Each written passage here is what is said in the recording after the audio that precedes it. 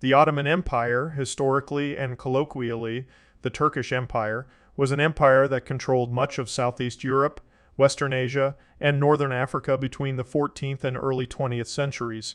It was founded at the end of the 13th century in northwestern Anatolia in the town of Sogut, modern-day Bilecik province, by the Turkoman tribal leader Osman I. After 1354, the Ottomans crossed into Europe, and with the conquest of the Balkans, the Ottoman Beylik was transformed into a transcontinental empire. The Ottomans ended the Byzantine Empire with the conquest of Constantinople in 1453 by Mehmed the Conqueror.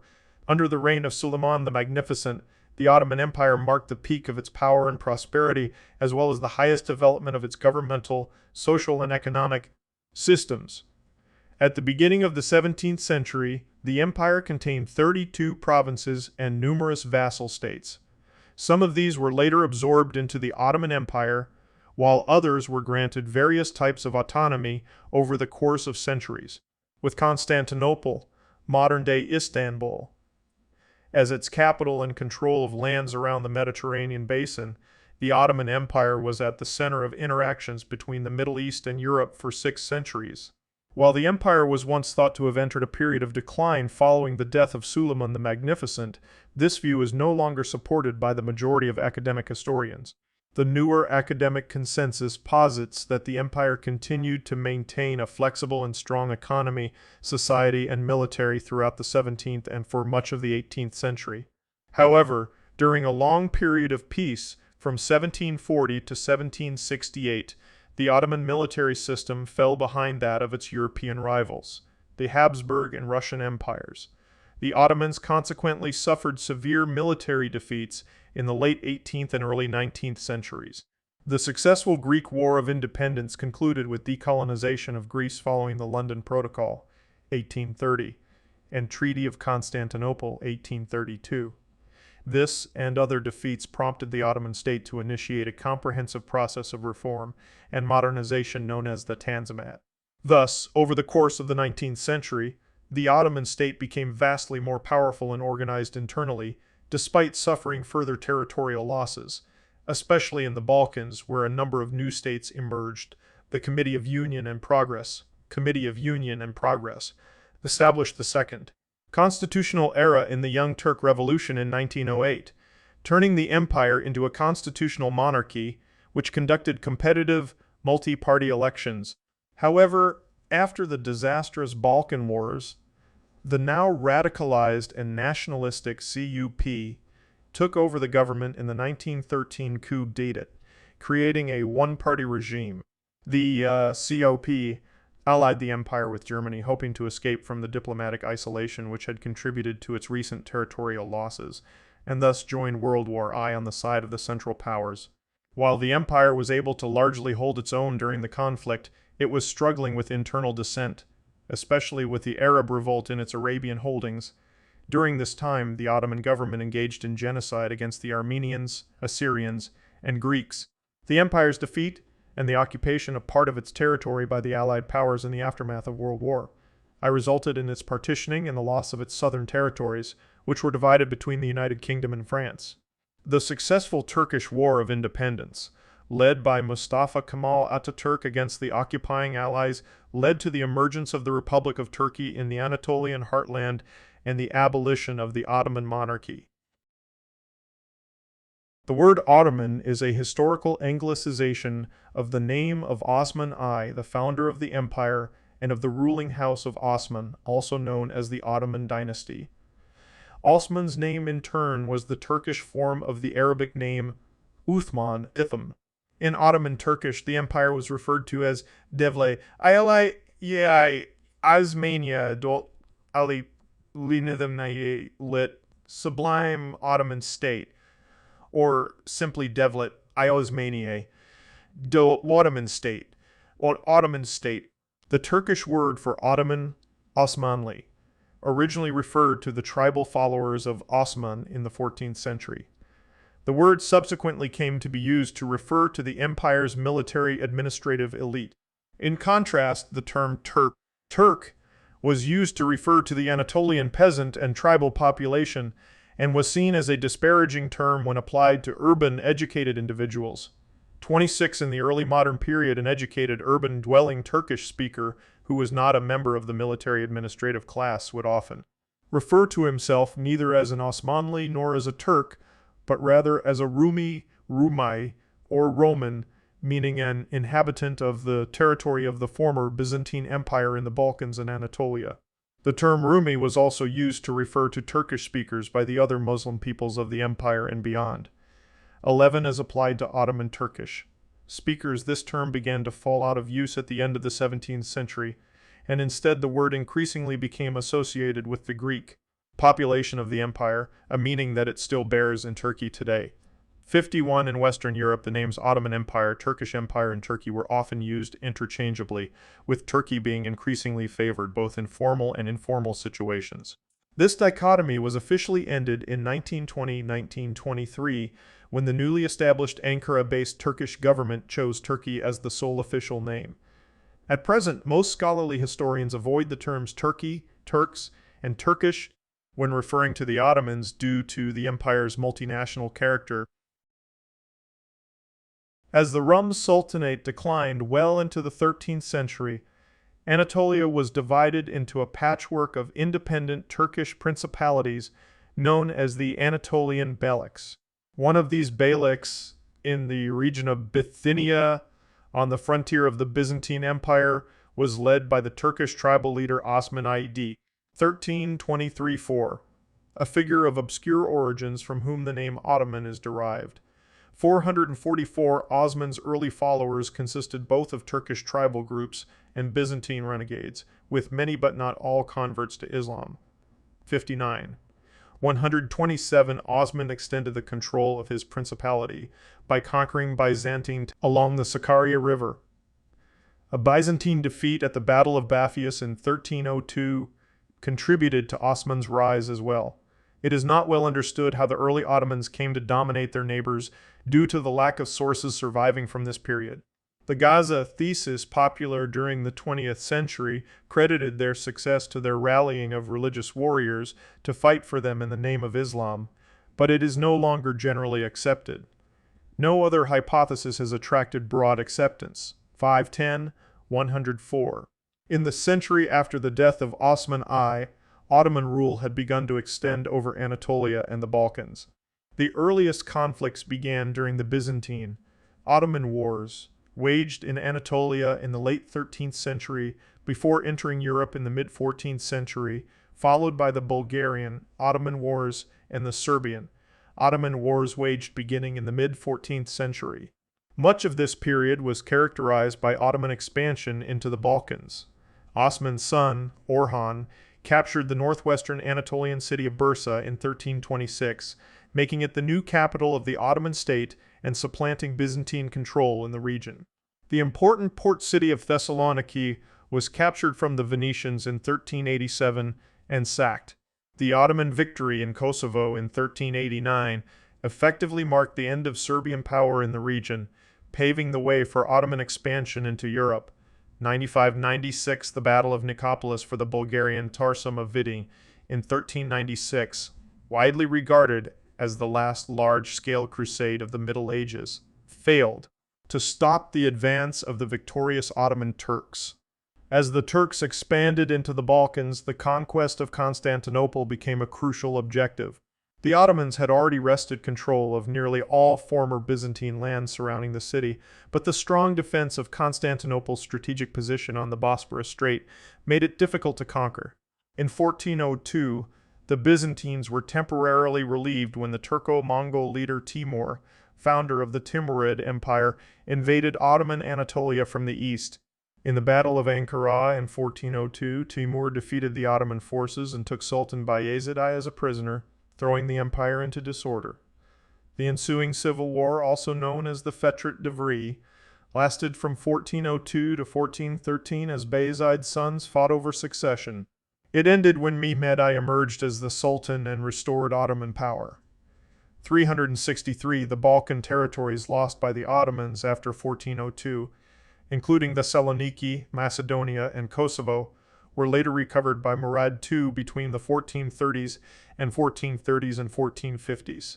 On 10 November 1444, Murad repelled the Crusade of Varna by defeating the Hungarian, Polish, and Wallachian armies under Władysław III of Poland, also King of Hungary, and John Hunyadi at the Battle of Varna, although Albanians under Skanderbeg continued to resist. 4 years later, John Hunyadi prepared another army of Hungarian and Wallachian forces to attack the Turks, but was again defeated at the Second Battle of Kosovo in 1448. 29. According to modern historiography, there is a direct connection between the fast Ottoman military advance and the consequences of the Black Death from the mid-14th century onwards. Byzantine territories, where the initial Ottoman conquests were carried out, were exhausted demographically and militarily due to the plague outbreaks, which facilitated the Ottoman expansion. In addition, the slave hunting, executed at first by Akinci irregulars expediting before the Ottoman army, was the main economic driving force behind the Ottoman conquest. Some 21st century authors reperiodized the Ottoman conquest of the Balkans into the Akinci phase, which spanned 8 to 13 decades characterized by continuous slave hunting and destruction, followed by the phase of administrative integration into the Ottoman Empire, where the bubonic plague pandemic occurred between 1347 and 1349. The son of Murad II, Mehmed the Conqueror, reorganized both state and military, and on 29 May 1453 conquered Constantinople, ending the Byzantine Empire. Mehmed allowed the Eastern Orthodox Church to maintain its autonomy and land in exchange for accepting Ottoman authority. Due to tension between the states of Western Europe and the later Byzantine Empire, the majority of the Orthodox population accepted Ottoman rule as preferable to Venetian rule. Albanian resistance was a major obstacle to Ottoman expansion on the Italian peninsula. In the 15th and 16th centuries, the Ottoman Empire entered a period of expansion.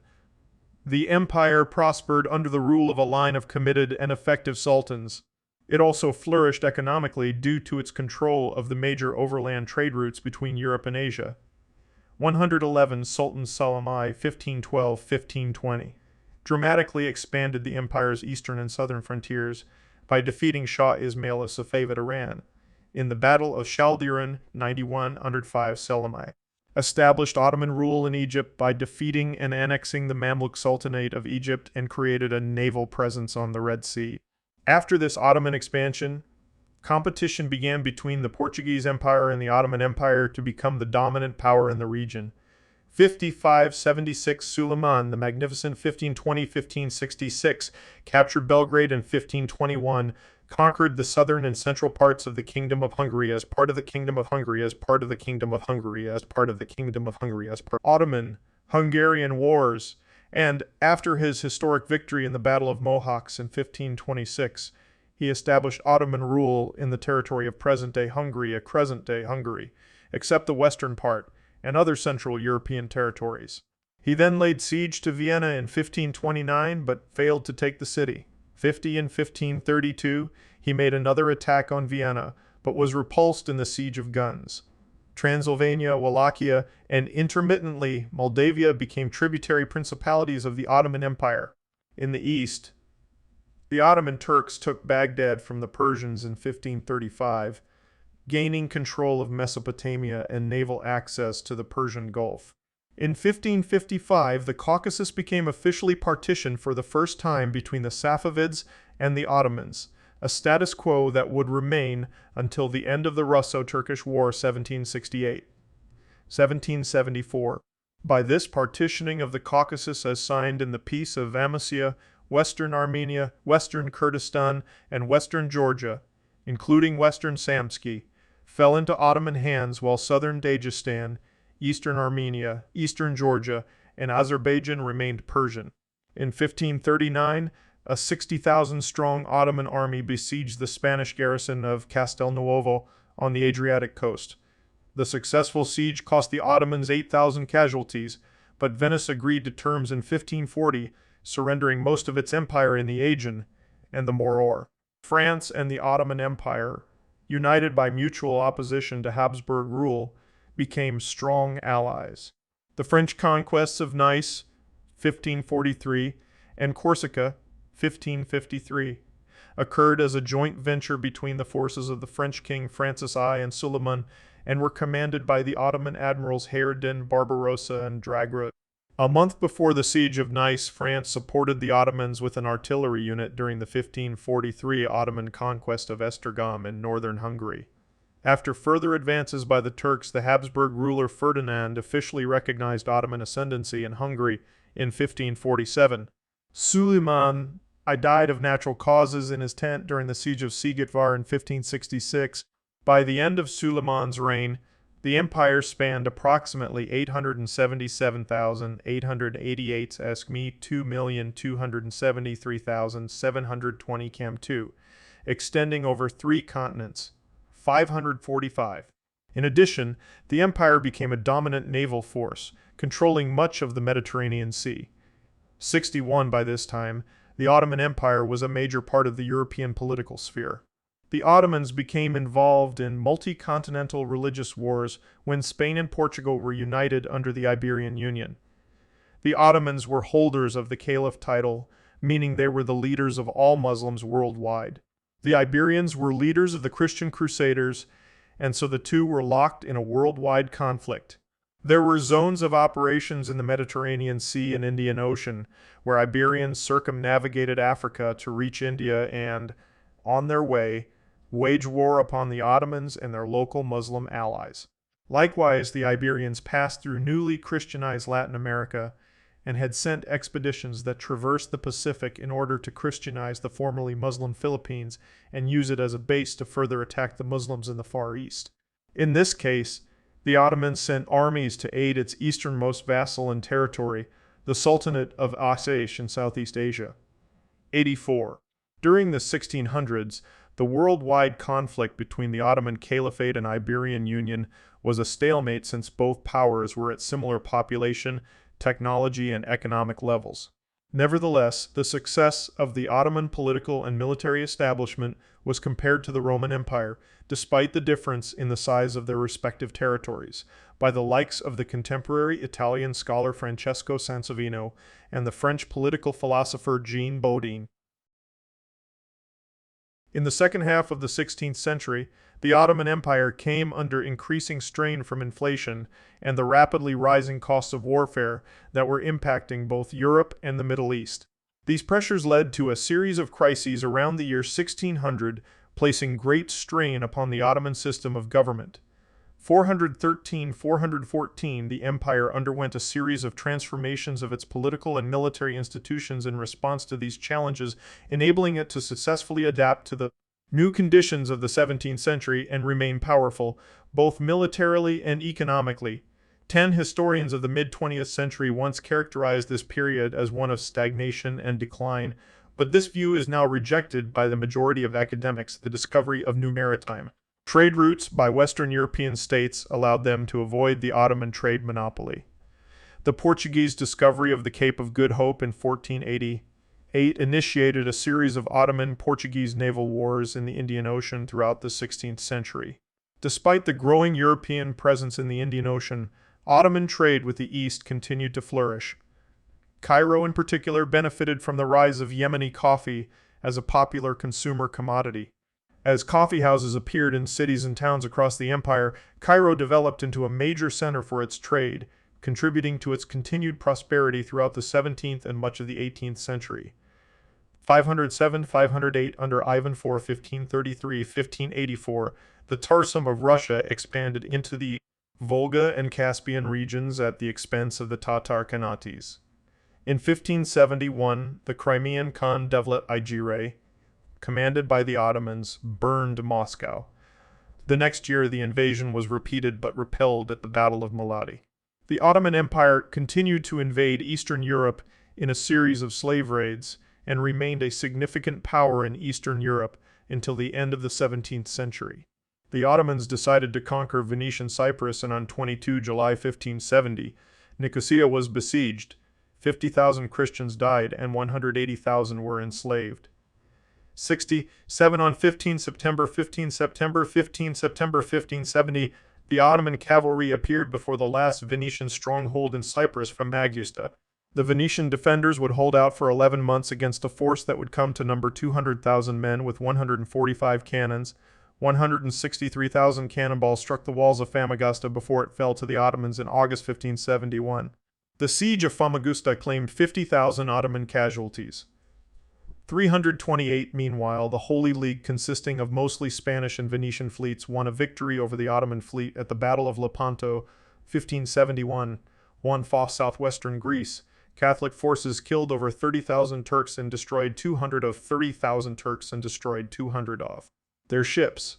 24. It was a startling, if mostly symbolic, blow to the image of Ottoman invincibility, an image which the victory of the Knights of Malta over the Ottoman invaders in the 1565 siege of Malta had recently set about eroding. The battle was far more damaging to the Ottoman navy in sapping experienced manpower than the loss of ships, which were rapidly replaced. 53. The Ottoman navy recovered quickly, persuading Venice to sign a peace treaty in 1570. 3. Allowing the Ottomans to expand and consolidate their position in North Africa. By contrast, the Habsburg frontier had settled somewhat, a stalemate caused by a stiffening of the Habsburg defenses. The long Turkish War against Habsburg Austria, 1593-1606, created the need for greater numbers of Ottoman infantry equipped with firearms, resulting in a relaxation of recruitment policy. This contributed to problems of indiscipline and outright rebelliousness within the corps, which were never fully solved. Irregular sharpshooters, Sekban, were also recruited, and on demobilization turned to brigandage in the Salali rebellions, 1590-1610, which engendered widespread anarchy in Anatolia in the late 16th and early 17th centuries. 24. With the empire's population reaching 30 million people by 1600, the shortage of land placed further pressure on the government. In spite of these problems, the Ottoman state remained strong, and its army did not collapse or suffer crushing defeats. The only exceptions were campaigns against the Safavid dynasty of Persia, where many of the Ottoman eastern provinces were lost, some permanently. The 1603-1618 war eventually resulted in the Treaty of Nasu Pasha, which ceded the entire Caucasus, except westernmost Georgia, back into the possession of Safavid Iran. The treaty ending the Cretan War cost Venice much of Dalmatia, its Aegean island possessions, and Crete. Losses from the war totaled 30,985 Venetian soldiers and 118,754 Turkish soldiers. 33. During his brief majority reign, Murad IV, 1623-1640, reasserted central authority and recaptured Iraq. 1640. Reasserted central authority and recaptured Iraq.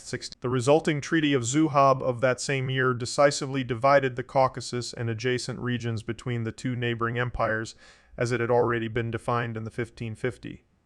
5. Peace of Amasya. The Sultanate of Women, 1530-1656, was a period in which the mothers of young sultans exercised power on behalf of their sons. The most prominent women of this period were Qasim Sultan and her daughter-in-law Turhan Hatis, whose political rivalry culminated in Qasim's murder in 1651. During the Köprülü era, 1656, 1703, effective control of the empire was exercised by a sequence of grand viziers from the Köprülü family. The Köprülü Vizierate saw renewed military success with authority restored in Transylvania, the conquest of Crete completed in 1669, and expansion into Polish southern Ukraine, with the strongholds of Kotin and Kamianets, Podilsky, and the territory of Podulia ceding to Ottoman control in 1676. This period of renewed assertiveness came to a calamitous end in 1683, when Grand Vizier Kara Mustafa Pasha led a huge army to attempt a second Ottoman siege of Vienna in the Great Turkish War of 1683-1699. The final assault being fatally delayed, the Ottoman forces were swept away by allied Habsburg, German, and Polish forces spearheaded by the Polish King John III Sobieski at the Battle of Vienna. The alliance of the Holy League pressed home the advantage of the defeat at Vienna, culminating in the Treaty of Karlowitz, 26 January 1699, which ended the Great Turkish War. The Ottomans surrendered control of significant territories, many permanently. Mustafa II, 1695-1703, led the counterattack of 1695-1696 against the Habsburgs in Hungary, but was undone at the disastrous defeat at Zenta in modern Serbia, 11 September 1697. Aside from the loss of the Banat and the temporary loss of Belgrade, 1717-1739, the Ottoman border on the Danube and Sèvres remained stable during the 18th century. Russian expansion, however, presented a large and growing threat. Accordingly, King Charles XII of Sweden was welcomed as an ally in the Ottoman Empire following his defeat by the Russians at the Battle of Poltava of 1709 in central Ukraine, part of the Great Northern War of 1700-1721. Charles XII persuaded the Ottoman Sultan Ahmed III to declare war on Russia, which resulted in an Ottoman victory in the Pruth River Campaign of 1710-1711 in Moldavia. After the Austro-Turkish War, the Treaty of Passarowitz confirmed the loss of the Banat Serbia and Little Wallachia, Oltenia, to Austria. The treaty also revealed that the Ottoman Empire was on the defensive and unlikely to present any further aggression in Europe. The Austro-Russian-Turkish War, 1735-1739, which was ended by the Treaty of Belgrade in 1739, resulted in the Ottoman recovery of northern Bosnia, Habsburg Serbia, including Belgrade, Oltenia, and the southern parts of the Banat of Temeswar. But the empire lost the port of Azov, north of the Banat of Temeswar. Crimean Peninsula, to the Russians. After this treaty, the Ottoman Empire was able to enjoy a generation of peace, as Austria and Russia were forced to deal with the rise of Prussia. Educational and technological reforms came about, including the establishment of higher education institutions such as the Istanbul Technical University. In 1734, an artillery school was established to impart Western-style artillery methods, but the Islamic clergy successfully objected under the grounds of theodicy. In 1754, the artillery school was reopened on a semi-discrete basis. In 1726, Ibrahim Mutafarika convinced the Grand Vizier Nevsehirli Damat Ibrahim Pasha, the Grand Mufti, and the clergy on the efficiency of the printing press, and Mutafarika was later granted by Sultan Ahmed III permission to publish non-religious books, despite opposition from some calligraphers and religious leaders. Mutafarika's press published its first book in 1729, and by 1743 issued 17 works in 23 volumes, each having between 500 and 1,000 copies. In North Africa, Spain conquered Oran from the autonomous Dalek of Algiers. The Bey of Oran received an army from Algiers, but it failed to recapture Oran. The siege caused the deaths of 1,500 Spaniards and even more Algerians. The Spanish also massacred many Muslim soldiers. In 1792, Spain abandoned Oran, selling it to the Dalek of Algiers. In 1768, Russian-backed Ukrainian Haidamakas, pursuing Polish Confederates, entered Balta, an Ottoman-controlled town on the border of Bessarabia in Ukraine, massacred its citizens, and burned the town to the ground. This action provoked the Ottoman Empire into the Russo-Turkish War of 1768-1774. The Treaty of Kukuk-Kaynarka of 1774 ended the war and provided freedom of worship for the Christian citizens of the Ottoman-controlled provinces of Wallachia and Moldavia. By the late 18th century, after a number of defeats in the wars with Russia, some people in the Ottoman Empire began to conclude that the reforms of Peter the Great had given the Russians an edge, and the Ottomans would have to keep up with Western technology in order to avoid further defeats. Selim III, 1789-1807, made the first major attempts to modernize the army, but his reforms were hampered by the religious leadership and the Janissary Corps, jealous of their privileges and firmly opposed to change. The Janissary revolted. Selim's efforts cost him his throne and his life, but were resolved in spectacular and bloody fashion by his successor, the dynamic Mahmud II, who eliminated the Janissary Corps in 1826. The Serbian Revolution, 1804-1815, marked the beginning of an era of national awakening in the Balkans during the Eastern Question. In 1811, the fundamentalist Wahhabis of Arabia, led by the Al Saud family, revolted against the Ottomans. Unable to defeat the Wahhabi rebels, the Sublime Porte had Muhammad Ali Pasha of Kavala, the Vala governor of the Eyalet of Egypt, tasked with retaking Arabia, which ended with the destruction of the Emirate of Diriyah in 1818. The suzerainty of Serbia as a hereditary monarchy under its own dynasty was acknowledged de jure in 1830. In 1821, the Greeks declared war on the Sultan. A rebellion that originated in Moldavia as a diversion was followed by the main revolution in the Peloponnese, which, along with the northern part of the Gulf of Corinth, became the first parts of the Ottoman Empire to achieve independence in 1829. In 1830, the French invaded the Deylik of Algiers. The campaign that took 21 days resulted in over 5,000 Algerian military casualties and about 2,600 French ones. Before the French invasion, the total population of Algeria was most likely between 3 million and 5 million. By 1873, the population of Algeria, excluding several 100,000 newly arrived French settlers, decreased to a drastic 2,172,000. In 1831, Muhammad Ali Pasha revolted against Sultan Mahmud II due to the latter's refusal to grant him the governorships of Greater Syria and Crete, which the Sultan had promised him in exchange for sending military assistance to put down the Greek revolt. 1821, 1829, that ultimately ended with the formal independence of Greece in 1830. It was a costly enterprise for Muhammad Ali Pasha, who had lost his fleet at the Battle of Navarino in 1827. Thus began the First Egyptian-Ottoman War, 1831-1833, during which the French-trained army of Muhammad Ali Pasha, under the command of his son Ibrahim Pasha, defeated the Ottoman army as it marched into Anatolia, reaching the city of Kütahya within 320 km, 220 km, 200 mi, of the capital Constantinople. 95 in desperation, Sultan Mahmud II appealed to the empire's traditional arch rival Russia for help, asking Emperor Nicholas I to send an expeditionary force to assist him. 96 in return for signing the Treaty of Hunker-Skalisi, the Russians sent the expeditionary force which deterred Ibrahim Pasha from marching any further towards Constantinople.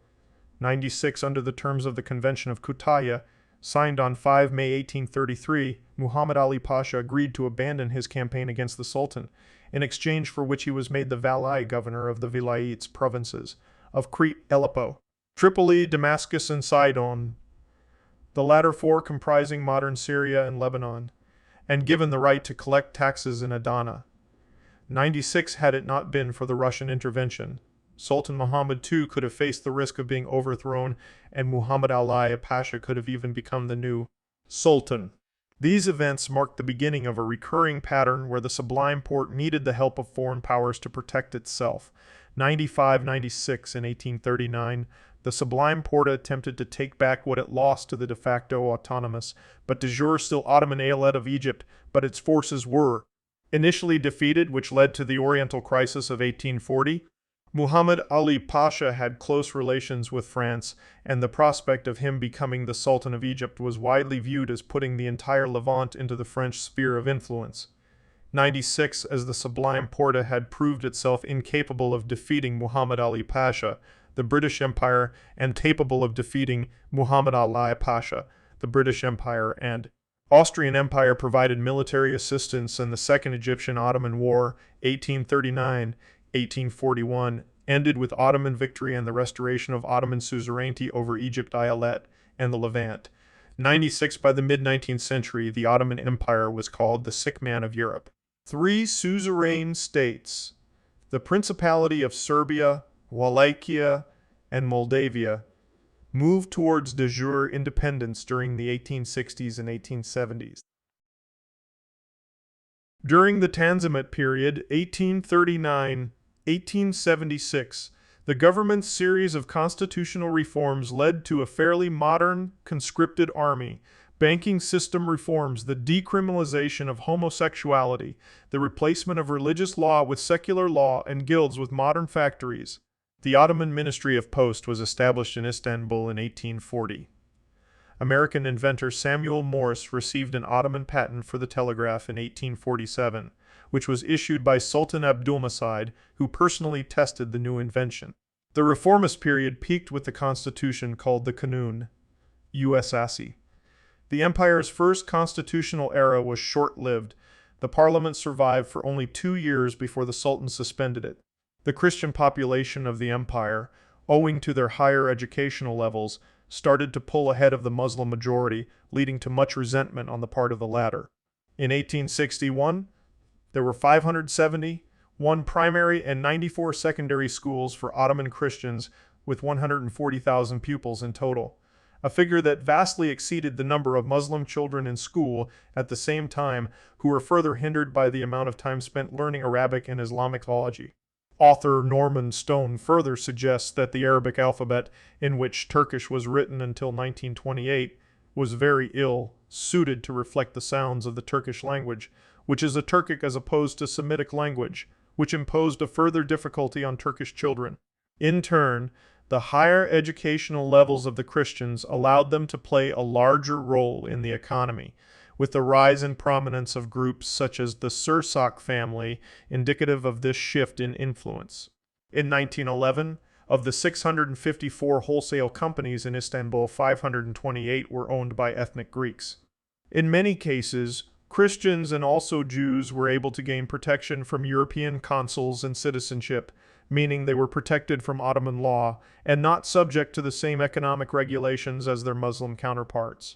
The Crimean War, 1853-1856, was part of a long-running contest between the major European powers for influence over territories of the declining Ottoman Empire. The financial burden of the war led the Ottoman state to issue foreign loans amounting to £5 million on 4 August 1854.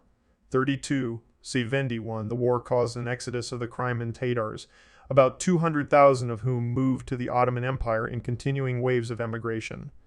Vendi 9. 108. Toward the emigration of the Caucasian Wars, 90s of the Circassians were ethnically cleansed and exiled from their homelands in the Caucasus and fled to the Ottoman Empire, resulting in the settlement of 500,000 to 700,000 Circassians in Turkey. Some Circassian organizations give much higher numbers, totaling 1.5 million deported or killed. Crimean Tatar refugees in the late 19th century played an especially notable role in seeking to modernize Ottoman education and in first promoting both pan-Turkism and a sense of Turkish nationalism. In this period, the Ottoman Empire spent only small amounts of public funds on education. For example, in 1860, when only 0.2% of the total budget was invested in education. 50 as the Ottoman state attempted to modernize its infrastructure and army in response to threats from the outside, it also opened itself up to a different kind of threat, that of creditors. Indeed, as the historian Eugene Rogan has written, the single greatest threat to the independence of the Middle East in the 19th century was not the armies of Europe, but its banks. The Ottoman state, which had begun taking on debt with the Crimean War, was forced to declare bankruptcy in 1875. By 1881, the Ottoman Empire agreed to have its debt controlled by an institution known as the Ottoman Public Debt Administration, a council of European men with presidency alternating between France and Britain. The body controlled swaths of the Ottoman economy and used its position to ensure that European capital continued to penetrate the empire, often to the detriment of local Ottoman interests. The Ottoman Bazouks brutally suppressed the Bulgarian uprising of 1876, massacring up to 100,000 people in the process. 139. The Russo-Turkish War, 1877. 1878 ended with a decisive victory for Russia. As a result, Ottoman holdings in Europe declined sharply. Bulgaria was established as an independent principality inside the Ottoman Empire.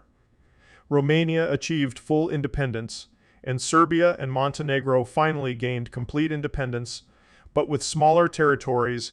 In 1878, Austria, Hungary unilaterally occupied the Ottoman provinces of Bosnia, Herzegovina, and Novi Pazar. British Prime Minister Benjamin Disraeli advocated for restoring the Ottoman territories on the Balkan Peninsula during the Congress of Berlin, and in return, Britain assumed the administration of Cyprus in 1878, 228 228. 228. 254 Britain later sent troops to Egypt in 1882 to put down the Arab revolt. Sultan Abdul Hamid II was too paranoid to mobilize his own army, fearing this would result in a coup d'état, effectively gaining control in both territories. Abdul Hamid II, popularly known as Abdul Hamid the Damned, on account of his cruelty and paranoia, was so fearful of the threat of a coup that he did not allow his army to conduct war games, lest this serves as the cover for a coup, but he did see the need for military mobilization. In 1883, a German military mission under General Baron Colmar von der Goltz arrived to train the Ottoman army, leading to the so-called Goltz generation of German trained officers who were to play a notable role in the politics of the last years of the empire. 24 from 1894 to 1896, between 100,000 and 300,000 Armenians living throughout the empire were killed in what became known as the Hamidian massacres. 42 in 1897, the population was 19 million, of whom 14,074,000 were Muslim. An additional 20 million lived in provinces that remained under the Sultan's nominal suzerainty, but were entirely outside his actual power. One by one, the Porte lost nominal authority. They included Egypt, Tunisia, Bulgaria, Cyprus, Bosnia, Herzegovina, and Lebanon. As the Ottoman Empire gradually shrank in size, some 7-9 million Muslims from its former territories in the Caucasus, Crimea, Balkans, and the Mediterranean islands migrated to Anatolia and eastern Thrace. After the empire lost the First Balkan War, 1912-1913, it lost all its Balkan territories except East Thrace, European Turkey.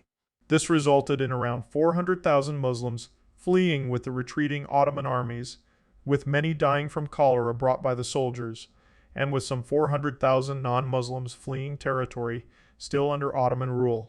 Justin McCarthy estimates that during the period 1821 to 1922, 5.5 million Muslims died in southeastern Europe, with the expulsion of 5 million.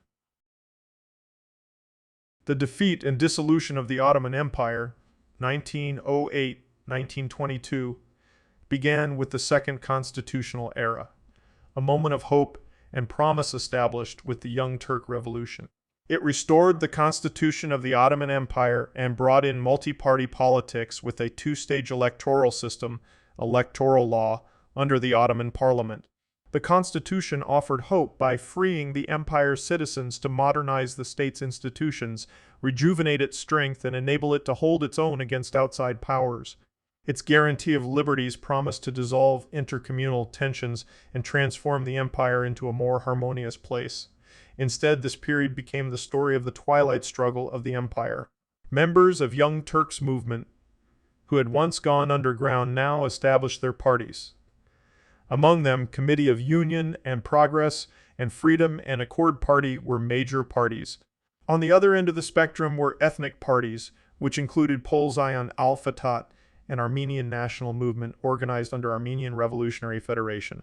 Profiting from the civil strife, Austria-Hungary officially annexed Bosnia and Herzegovina in 1908. The last of the Ottoman censuses was performed in 1914. Despite military reforms which reconstituted the Ottoman modern army, the empire lost its North African territories and the Dodecanese in the Italo-Turkish War 1911 and almost all of its European territories in the Balkan Wars 1912-1913. The empire faced continuous unrest in the years leading up to World War I, including the 31 March incident and 2 further coups in 1912 and 1913. The Ottoman Empire entered World War I on the side of the Central Powers and was ultimately defeated. The Ottoman participation in the war began with the combined German-Ottoman surprise attack on the Black Sea coast of the Russian Empire on 29 October 1914. Following the attack, the Russian Empire, 2 November 1914, and its allies France, 5 November 1914, and the British Empire, 5 November 1914, declared war on the Ottoman Empire. Also on 5 November 1914, the British government changed the status of the Khedivate of Egypt and Cyprus, which were de jure Ottoman territories prior to the war, as British protectorates. The Ottomans successfully defended the Dardanelles Strait during the Gallipoli Campaign 1915-1916 and achieved initial victories against British forces in the first 2 years of the Mesopotamian Campaign, such as the Siege of Kut 1915-1916, but the Arab Revolt 1916-1919 turned the tide against the Ottomans in the Middle East. In the Caucasus Campaign, however, the Russian forces had the upper hand from the beginning, especially after the Battle of Sarıkamış 1914-1915. Russian forces advanced into northeastern Anatolia and controlled the major cities there until retreating from World War I with the Treaty of Brest-Litovsk following the Russian Revolution in 1917. In 1915, the Ottoman government and Kurdish tribes in the region started the extermination of its ethnic Armenian population, resulting in the deaths of up to 1.5 million Armenians in the Armenian Genocide. The genocide was carried out during and after World War I and implemented in 2 phases. The wholesale killing of the able-bodied male population through massacre and subjection of army conscripts to forced labor, followed by the deportation of women, children, the elderly, and infirm on death.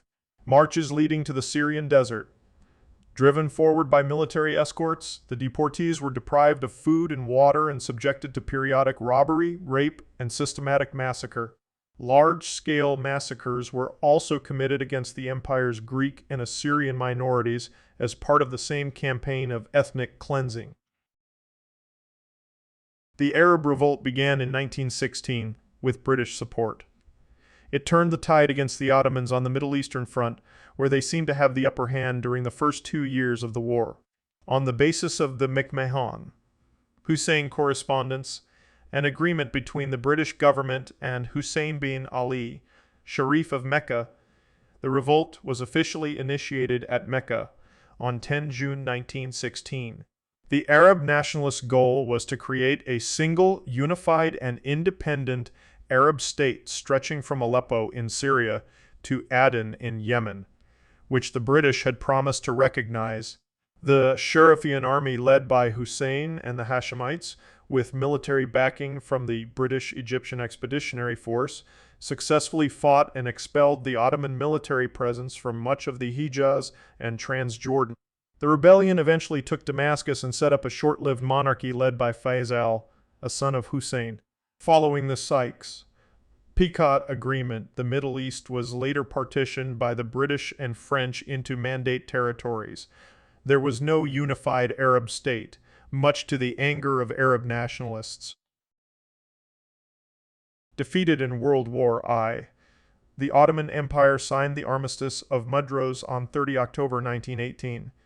Istanbul was occupied by combined British, French, Italian, and Greek forces. In May 1919, Greece also took control of the area around Smyrna, now Izmir.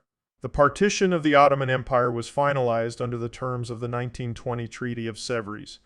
This treaty, as designed in the Conference of London, allowed the Sultan to retain his position and title. The status of Anatolia was problematic given the occupied forces. There arose a nationalist opposition in the Turkish national movement. It won the Turkish War of Independence, 1919-1923, under the leadership of Mustafa Kemal, later given the surname Atatürk.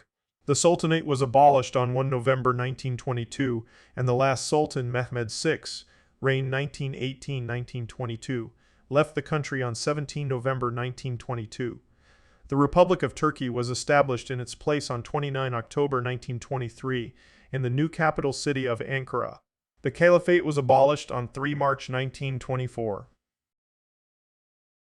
Several historians, such as British historian Edward Gibbon and the Greek historian Dimitri Kitsikis, have argued that after the fall of Constantinople, the Ottoman state took over the machinery of the Byzantine Roman state, and that, in essence, the Ottoman Empire was a continuation of the Eastern Roman Empire under a Turkish Muslim guise. The American historian Spiros Varayanis wrote that the Ottoman state was centered on a Byzantine Balkan base with a veneer of the Turkish language and the Islamic religion. The American historian Heath Lowry and Kitsikis posit that the early Ottoman state was a predatory confederacy open to both Byzantine Christians and Turkish Muslims whose primary goal was attaining booty and slaves rather than spreading Islam, and that only later Islam became the primary Characteristic of the empire. Other historians have followed the lead of the Austrian historian Paul Wittek, who emphasized the Islamic character of the early Ottoman state, seeing the Ottoman state as a jihad state dedicated to expanding the Muslim world. Many historians, led in 1937 by the Turkish historian Mehmet Fuat Köprülü, championed the Gaza thesis that saw the early Ottoman state as a continuation of the way of life of the nomadic Turkic tribes who had come from East Asia to Anatolia via Central Asia and the Middle East on a much larger scale. They argued that the most important cultural influences on the Ottoman state came from Persia. The British historian Norman Stone suggested many continuities between the Eastern Roman and Ottoman empires, such as the Zugarian tax of Byzantium becoming the Ottoman rezmi, Sif tax the Prenoia land holding system that linked the amount of land one owned with one's ability to raise cavalry becoming the Ottoman Timar system, and the Ottoman measurement for land, the donum, was the same as the Byzantine struma. Stone also pointed out that despite the fact that Sunni Islam was the state religion, the Eastern Orthodox Church was supported and controlled by the Ottoman state, and in return to accepting that control became the largest landholder in the Ottoman Empire. Despite the similarities, Stone argued that a crucial difference was that the land grants under the Timur system were not hereditary at first. Even after land grants under the Timur system became inheritable, land ownership in the Ottoman Empire remained highly insecure, and the Sultan could and did revoke land grants whenever he wished. Stone argued this insecurity in land tenure strongly discouraged Timariots from seeking long-term development of their land, and instead led the Timariots to adopt a strategy of short-term exploitation, which ultimately had deleterious effects on the Ottoman economy. Before the reforms of the 19th and 20th centuries, the state organization of the Ottoman Empire was a system with two main dimensions: the military administration and the civil administration. The Sultan was in the highest position in the system. The civil system was based on local administrative units based on the region's characteristics. The state had control over the clergy. Certain pre-Islamic Turkish traditions that had survived the adoption of administrative and legal practices from Islamic Iran remained important in Ottoman administrative circles. According to Ottoman understanding, the state's primary responsibility was to defend and extend the land of the Muslims and to ensure security and harmony within its borders in the overarching context of Orthodox Islamic practice and dynastic sovereignty. The Ottoman Empire, or as a dynastic institution, the House of Osman, was unprecedented and unequaled in the Islamic world for its size and duration. In Europe, only the House of Habsburg had a similarly unbroken line of sovereigns, kings, emperors, from the same family who ruled for so long and during the same period. Between the late 13th and early 20th centuries, the Ottoman dynasty was Turkish in origin. On 11 occasions, the Sultan was deposed, replaced by another Sultan of the Ottoman dynasty, who were either the former Sultan's brother, son, or nephew, because he was perceived by his enemies as a threat to the state. There were only 2 attempts in Ottoman history to unseat the ruling Ottoman dynasty, both failures, which suggests a political system that for an extended period was able to manage its revolutions without unnecessary instability. As such, the last Ottoman Sultan, Mehmed VI, R. 1918-1922, was a direct patrilineal male line, descendant of the first Ottoman Sultan Osman I, d. 1323-4, which was unparalleled in both Europe.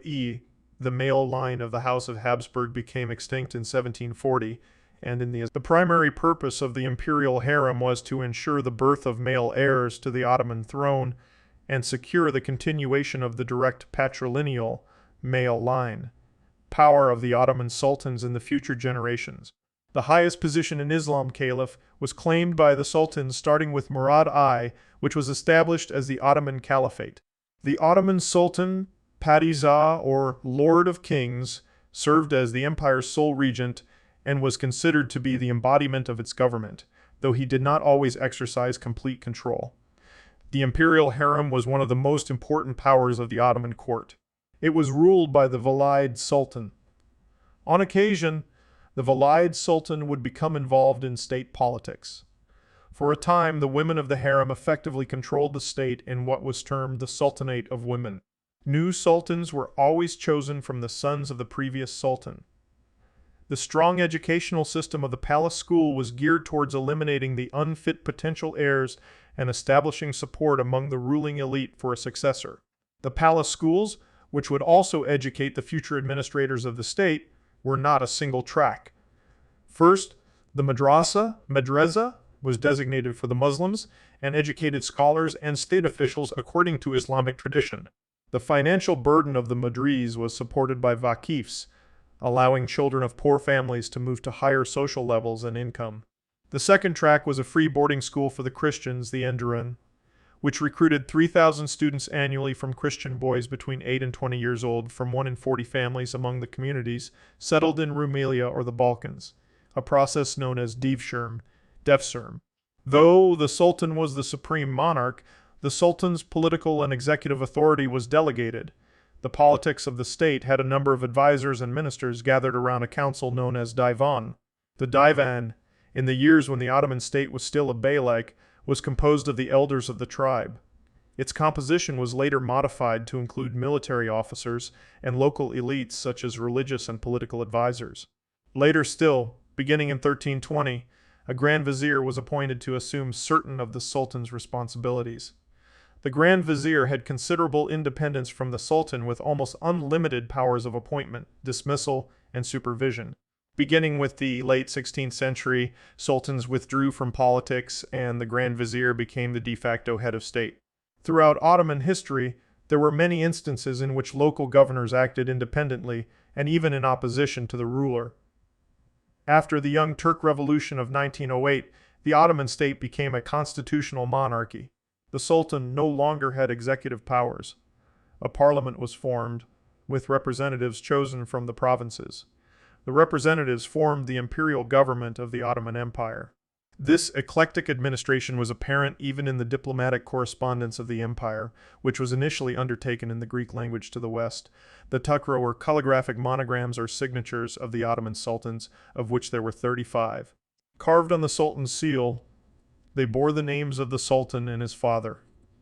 The statement and prayer, ever victorious, was also present in most. The earliest belonged to Orhan Gazi. The ornately stylized tukra spawned a branch of Ottoman Turkish calligraphy. The Ottoman legal system accepted the religious law over its subjects. At the same time, the Qanun or Kanun dynastic law coexisted with religious law or Sharia. The Ottoman Empire was always organized around a system of local jurisprudence. Legal administration in the Ottoman Empire was part of a larger scheme of balancing central and local authority. Ottoman power revolved crucially around the administration of the rights to land, which gave a space for the local authority to develop the needs of the local millet. The jurisdictional complexity of the Ottoman Empire was aimed to permit the integration of culturally and religiously different groups. The Ottoman system had 3 court systems, one for Muslims, one for non-Muslims, involving appointed Jews and Christians ruling over their respective religious communities, and the trade court. The entire system was regulated from above by means of the administrative Qanun, laws, a system based upon the Turkic Yasa and Tor, which were developed in the pre-Islamic era. These court categories were not, however, wholly exclusive. For instance, the Islamic courts, which were the empire's primary courts, could also be used to settle a trade conflict or disputes between litigants of differing religions, and Jews and Christians often went to them to obtain a more forceful ruling on an issue.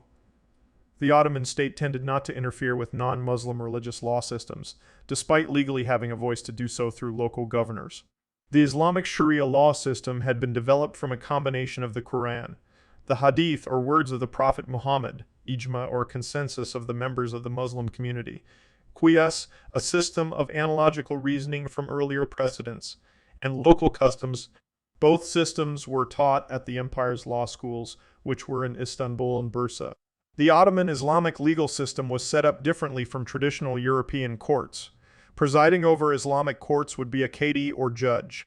Since the closing of the ijtihad or gate of interpretation, qadis throughout the Ottoman Empire focused less on legal precedent and more with local customs and traditions in the areas that they administered. However, the Ottoman court system lacked an appellate structure, leading to jurisdictional case strategies where plaintiffs could take their disputes from one court system to another until they achieved a ruling that was in their favor. In the late 19th century, the Ottoman legal system saw substantial reform. This process of legal modernization began with the Edict of Gülhane of 1839. These reforms included the fair and public trials of all accused, regardless of religion, the creation of a system of separate competences, religious and civil, and the validation of testimony on non-Muslims, specific land codes, 1858, civil codes, 1869, 1876, and a code of civil procedure also were enacted. These reforms were based heavily on French models, as indicated by the adoption of a three-tiered court system, referred to as Nizami. This system was extended to the local magistrate level with the final promulgation of the Misal, a civil code that regulated marriage, divorce, alimony, will, and other matters of personal status. In an attempt to clarify the division of judicial competences, an administrative council laid down that religious matters were to be handled by religious courts and statute matters were to be handled by the Nizami courts. The first military unit of the Ottoman state was an army that was organized by Osman I from the tribesmen inhabiting the hills of western Anatolia in the late 13th century. The military system became an intricate organization with the advance of the empire. The Ottoman military was a complex system of recruiting and fief-holding. The main corps of the Ottoman army included Janissaries, Sipahi, Akinci, and Meteran. The Ottoman army was once among the most advanced fighting forces in the world, being one of the first to use musks and cannons. The Ottoman Turks began using falconets, which were short but wide cannons, during the siege of Constantinople. The Ottoman cavalry depended on high speed and mobility rather than heavy armor, using bows and short swords on fast Turkoman and Arabian horses, progenitors of the thoroughbred racing horse, and often applied tactics similar to those of the Mongol Empire, such as pretending to retreat while surrounding the enemy forces inside a crescent-shaped formation and then making the real attack. The Ottoman army continued to be an effective fighting force throughout the 17th and early 18th centuries, falling behind the empire's European rivals only during a long period of peace from 1740 to 1740 to 1760. The modernization of the Ottoman Empire in the 19th century started with the military. In 1826, Sultan Mahmud II abolished the Janissary Corps and established the modern Ottoman army. He named them as the Nizam, Isidid New Order. The Ottoman army was also the first institution to hire foreign experts and send its officers for training in Western European countries. Consequently, the Young Turks movement began when these relatively young and newly trained men returned with their education. The Ottoman Navy vastly contributed to the expansion of the empire's territories on the European continent. It initiated the conquest of North Africa with the addition of Algeria and Egypt to the Ottoman Empire in 1517. Starting with the loss of Greece in 1821 and Algeria in 1830, Ottoman naval power and control over the empire's distant overseas territories began to decline. Sultan Abdulaziz, reigned 1861-1876, attempted to re-establish a strong Ottoman navy, building the largest fleet after those of Britain and France. The shipyard at Borough, England, built its first submarine in 1886 for the Ottoman Empire. However, the collapsing Ottoman economy could not sustain the fleet's strength for long. Sultan Abdulhamid too distrusted the admirals who sided with the reformist Midhat Pasha and claimed that the large and expensive fleet was of no use against the Russians during the Russo-Turkish War. He locked most of the fleet inside the Golden Horn, where the ships decayed for the next 30 years. Following the Young Turk Revolution in 1908, the Committee of Union and Progress sought to develop a strong Ottoman naval force. The Ottoman Navy Foundation was established in 1910 to buy new ships through public donations. The establishment of Ottoman military aviation dates back to between June 1909 and July 1911. The Ottoman Empire started preparing its first pilots and planes, and with the founding of the aviation school, Tair Mektebi, in Yeşilköy on 3 July 1912, the empire began to tutor its own flight officers. The founding of the aviation school quickened advancement in the military aviation program, increased the number of enlisted persons within it, and gave the new pilots an active role in the Ottoman army and navy.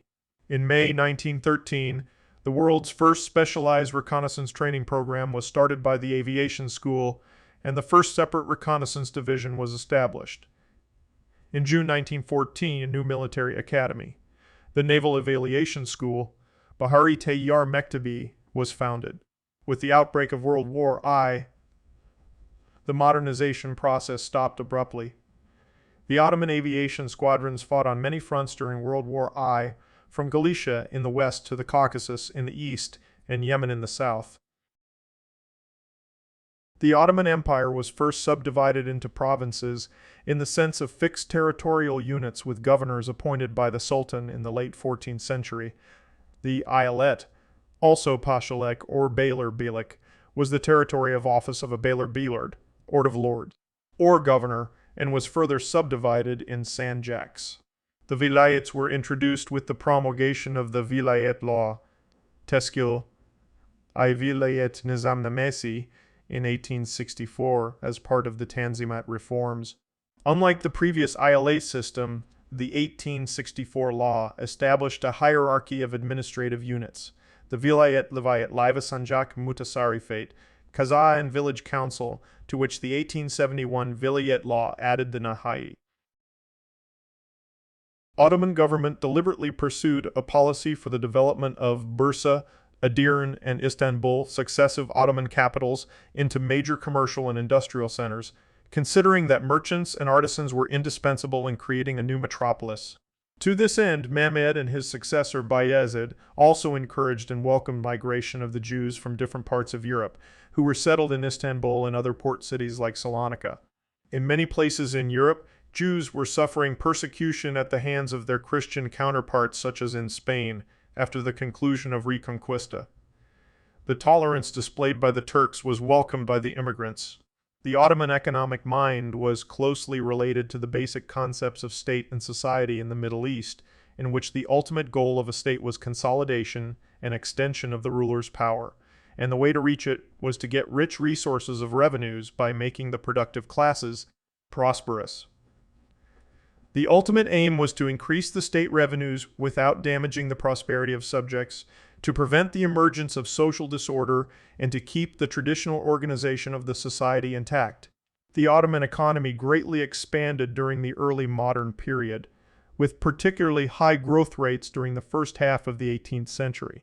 The empire's annual income quadrupled between 1523 and 1748, adjusted for inflation. The organization of the treasury and chancery were developed under the Ottoman Empire more than any other Islamic government, and, until the 17th century, they were the leading organization among all their contemporaries. This organization developed a scribal bureaucracy known as men of the pen, as a distinct group, partly highly trained ulama, which developed into a professional body. The effectiveness of this professional financial body stands behind the success of many great Ottoman statesmen. Modern Ottoman studies indicate that the change in relations between the Ottoman Turks and Central Europe was caused by the opening of the new sea routes. It is possible to see the decline in the significance of the land routes to the east as Western Europe opened the ocean routes that bypassed the Middle East and the Mediterranean as parallel to the decline of the Ottoman Empire itself. The Anglo-Ottoman Treaty, also known as the Treaty of Balta Lemon, that opened the Ottoman markets directly to English and French competitors, would be seen as one of the staging posts along with this development.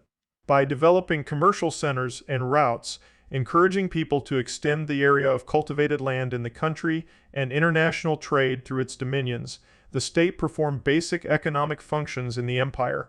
But in all this, the financial and political interests of the state were dominant. Within the social and political system they were living in, Ottoman administrators could not see the desirability of the dynamics and principles of the capitalist and mercantile economies developing in Western Europe. Economic historian Paul Bayrock argues that free trade contributed to deindustrialization in the Ottoman Empire. In contrast to the protectionism of China, Japan, and Spain, the Ottoman Empire had a liberal trade policy, open to foreign imports. This has origins in capitulations of the Ottoman Empire, dating back to the first commercial treaties signed with France in 1536 and taken further with capitulations in 1673 and 1740, which lowered duties to 3s for imports and exports. The liberal Ottoman policies were praised by British economists such as John Ramsay McCulloch in his Dictionary of Commerce, 1834, but later criticized by British politicians such as Prime Minister Benjamin Disraeli, who cited the Ottoman Empire as an instance of the injury done by unrestrained competition in the 1846 Corn Laws debate. A population estimate for the empire of 11,692,480 for the 1520-1535 period was obtained by counting the households in Ottoman tithe registers and multiplying this number by 5 for unclear reasons. The population in the 18th century was lower than that in the 16th century, An estimate of 7,230,660 for the first census held in 1831 is considered a serious undercount, as this census was meant only to register possible conscripts. Censuses of Ottoman territories only began in the early 19th century. Figures from 1831 onwards are available as official census results, but the censuses did not cover the whole population. For example, the 1831 census only counted men and did not cover the whole empire. For earlier periods, estimates of size and distribution of the population are based on observed demographic patterns. However, it began to rise to reach 32 million by 1800, with around 10 million in the European provinces, primarily in the Balkans, 11 million in the Asiatic provinces, and around 3 million in the African provinces. Population densities were higher in the European provinces, double those in Anatolia, which in turn were triple the population densities of Iraq and Syria and 5 times the population density of Arabia. Towards the end of the empire's existence, life expectancy was 49 years compared to the mid-20s in Serbia at the beginning of the 19th century. Epidemic diseases and famine caused major disruption and demographic changes. In 1785, around 1/6 of the Egyptian population died from the plague, and Aleppo saw its population reduced by 20% in the 18th century. 6 famines hit Egypt alone between 1687 and 1730. One and the last famine to hit Anatolia was 4 decades later. The rise of port cities saw the clustering of populations caused by the development of steamships and railroads. Urbanization increased from 1700 to 1922, with towns and cities growing. Improvements in health and sanitation made them more attractive to live and work in. Port cities like Salonika in Greece saw its population rise from 55,000 in 1800 to 160,000 in 1912, and Izmir, which had a population of 150,000 in 1800, grew to 300,000 by 1914. Some regions conversely had population falls. Belgrade saw its population drop from 25,000 to 8,000, mainly due to political strife. Economic and political migrations made an impact across the empire. For example, the Russian and Austria, Habsburg annexation of the Crimean and Balkan regions respectively saw large influxes of Muslim refugees. 200,000 Crimean Tatars fleeing to Dobruja between 1783 and 1913. Approximately 7 million refugees flooded into the Ottoman Empire, at least 3.8 million of whom were from Russia. Some migrations left indelible marks such as political tension between parts of the empire, e.g. Turkey and Bulgaria, whereas centrifugal effects were noticed in other territories, simpler demographics emerging from diverse populations. Economies were also impacted by the loss of artisans, merchants, manufacturers, and agriculturists. Since the 19th century, a large proportion of Muslim peoples from the Balkans emigrated to present-day Turkey. These people are called muhajir. By the time the Ottoman Empire came to an end in 1922, half of the urban population of Turkey was descended from Muslim refugees from Russia. Ottoman Turkish was the official language of the empire. It was an Oghuz Turkic language, highly influenced by Persian and Arabic, though lower registries spoken by the common people had fewer influences from other languages compared to higher varieties used by upper classes and governmental authorities. Turkish, in its Ottoman variation, was a language of military and administration since the nascent days of the Ottomans. The Ottoman Constitution of 1876 did officially cement the official imperial status of Turkish. The Ottomans had several influential languages. Turkish, spoken by the majority of the people in Anatolia, and by the majority of Muslims of the Balkans except in Albania, Bosnia, and the Balkans except in Albania, Bosnia, and Magleno, Romanian, inhabited Nanti. Persian, only spoken by the educated. Arabic, spoken mainly in Egypt, the Levant, Arabia, Iraq, North Africa, Kuwait, and parts of the Horn of Africa, and Berber in North Africa, and Berber in North Africa. In the last 2 centuries, usage of these became limited, though, and specific. Persian served mainly as a literary language for the educated, while Arabic was used for Islamic prayers. In the post-Tanzimat period, French became the common Western language among the educated, because of a low literacy rate among the public, about 2-3 until the early 19th century, and just about 15 at the end of the 19th century, Ordinary people had to hire scribes as special request, writers, arzuhalkas, to be able to communicate with the government.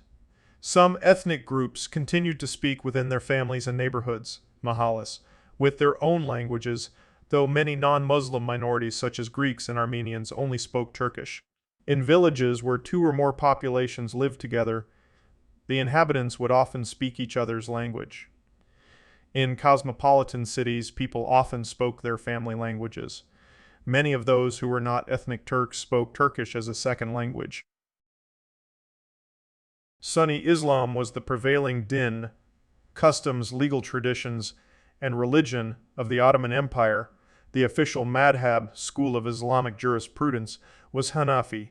From the early 16th century until the early 20th century, the Ottoman Sultan also served as the caliph, or politico, religious leader of the Muslim world. Most of the Ottoman sultans adhered to Sufism and followed Sufi orders and believed Sufism was the correct way to reach God. Non-Muslims, particularly Christians and Jews, were present throughout the empire's history. The Ottoman imperial system was characterized by an intricate combination of official Muslim hegemony over non-Muslims and a wide degree of religious tolerance. While religious minorities were never equal under the law, they were granted recognition, protection, and limited freedoms under both Islamic and Ottoman tradition. Until the second half of the 15th century, the majority of Ottoman subjects were Christian. Non-Muslims remained a significant and economically influential minority, albeit declining significantly by the 19th century due largely to migration and secession. The proportion of Muslims amounted to 60s in the 1820s, gradually increasing to 69 in the 1870s and 76 in the 1890s. By 1914, less than a fifth of the empire's population, 19.1, was non-Muslim, mostly made up of Jews and Christian Greeks, Assyrians, and Armenians. Turkic peoples practiced a form of shamanism before adopting Islam. The Muslim conquest of Transoxiana under the Abbasids facilitated the spread of Islam into the Turkic heartland of Central Asia. Many Turkic tribes, including the Oghuz Turks, who were the ancestors of both the Seljuks and the Ottomans, gradually converted to Islam and brought religion to Anatolia through their migrations beginning in the 11th century. From its founding, the Ottoman Empire officially supported the maturity school of Islamic theology, which emphasized human reason, rationality, the pursuit of science and philosophy, falsafa. The Ottomans were among the earliest and most enthusiastic adopters of the Hanafi school of Islamic jurisprudence, which was comparatively more flexible and discretionary in its rulings. The Ottoman Empire had a wide variety of Islamic sects, including Druze, Ismailis, Alevis, and Alawites. Sufism, a diverse body of Islamic mysticism, found fertile ground in Ottoman lands. Many Sufi religious orders, tariqa, such as the Bektashi and Mevlevi, were either established or saw significant growth throughout the empire's history. However, some heterodox Muslim groups were viewed as heretical and even ranked below Jews and Christians in terms of legal protection. Druze were frequent targets of persecution, with Ottoman authorities often citing the controversial rulings of Ibn Taymiyyah, a member of the conservative Hanbali school. In 1514, Sultan Selim I ordered the massacre of 40,000 Anatolian Alevis, Qizilbash, whom he considered a fifth column for the rival Safavid Empire. During Selim's reign, the Ottoman Empire saw an unprecedented and rapid expansion into the Middle East, particularly the conquest of the entire Mamluk Sultanate of Egypt on the early 16th century. These conquests further solidified the Ottoman claim of being an Islamic caliphate, although Ottoman sultans had been claiming the title of caliph since the reign of Murad I 1360 to 1389. The caliphate was officially transferred from the Mamluks to the Ottoman Sultanate in 1517, whose members would be recognized as caliphs until the office's abolition on 3 March 1924 by the Republic of Turkey and the exile of the last caliph, Abdulmecid II, to France. In accordance with the Muslim dhimmi system, the Ottoman Empire guaranteed limited freedoms to Christians, Jews, and other people of the book, such as the right to worship, own property, and be exempt from the obligatory alms, zakat, required of Muslims. However, non-Muslims, or dhimmi, were subject to various legal restrictions, including being forbidden to carry weapons, ride on horseback, or have their homes overlook those of Muslims. Likewise, they were required to pay higher taxes than Muslim subjects, including the jizya, which was a key source of state revenue. Many Christians and Jews converted to Islam to secure full social and legal status, though most continued to practice their faith without restriction. The Ottomans developed a unique socio-political system known as the millet, which granted non-Muslim communities a large degree of political, legal, and religious autonomy. In essence, members of a millet were subjects of the empire, but not subject to the Muslim faith or Islamic law. A millet could govern its own affairs, such as raising taxes and resolving internal legal disputes, with little or no interference from Ottoman authorities, so long as its members were loyal to the Sultan and adhered to the rules concerning dhimmi. A quintessential example is the ancient Orthodox community of Mount Athos, which was permitted to retain its autonomy and was never subject to occupation or forced conversion. Even special laws were enacted to protect it from outsiders. The Rum millet, which encompassed most Eastern Orthodox Christians, was governed by the Byzantine-era Corpus Juris Civilis, Code of Justinian, with the ecumenical patriarch designated the highest religious and political authority, Millet Bashi, or ethnarch. Likewise, Ottoman Jews came under the authority of the Haham Basi, or Ottoman chief rabbi, while Armenians were under the authority of the chief bishop of the Armenian Apostolic Church. As the largest group of non-Muslim subjects, the Rum millet enjoyed several special privileges in politics and commerce. However, Jews and Armenians were also well represented among the wealthy merchant class, as well as in public administration. Some modern scholars consider the millet system to be an early example of religious pluralism, as it accorded minority religious groups official recognition and tolerance. Beginning in the early 19th century, society, government, and religion were interrelated in a complex, overlapping way that was deemed inefficient by Ataturk, who systematically dismantled it after 1922. In Constantinople, the Sultan ruled two distinct domains, the secular government and the religious hierarchy. Religious officials formed the ulama, who had control of religious teachings and theology, and also the empire's judicial system, giving them a major voice in day-to-day affairs in communities across the empire, but not including the non-Muslim millets. They were powerful enough to reject the military reforms proposed by Sultan Selim III. His successor, Sultan Mahmud II, r. 1808-1839, first won ulama approval before proposing similar reforms. The secularization program brought by Ataturk ended the ulama and their institutions. The caliphate was abolished, madrasas were closed down, and the Sharia courts were abolished. He replaced the Arabic alphabet with Latin letters, ended the religious school system, and gave women some political rights. Many rural traditionalists never accepted this secularization, and by the 1990s they were reasserting a demand for a larger role for Islam. The Janissaries were a highly formidable military unit in the early years, but as Western Europe modernized its military organization technology, the Janissaries became a reactionary force that resisted all change. Steadily, the Ottoman military power became outdated, but when the Janissaries felt their privileges were being threatened or outsiders wanted to modernize them, or they might be superseded by the cavalrymen, they rose in rebellion. The rebellions were highly violent on both sides, but by the time the Janissaries were suppressed, it was far too late for Ottoman military power to catch up with the West. The political system was transformed by the destruction of the Janissaries, a powerful military governmental police force, which revolted in the auspicious incident of 1826. Sultan Muhammad II crushed the revolt, executed the leaders, and disbanded the large organization. That set the stage for a slow process of modernization of government functions, as the government sought, with mixed success, to adopt the main elements of Western bureaucracy and military technology. The Janissaries had been recruited from Christians and other minorities. Their abolition enabled the emergence of a Turkish elite to control the Ottoman Empire. The problem was that the Turkish element was very poorly educated, lacking higher schools of any sort, and locked into the Turkish language that used the Arabic alphabet that inhibited wider learning. A large number of ethnic and religious minorities were tolerated in their own separate, segregated domains called millets. They were primarily Greek, Armenian, or Jewish.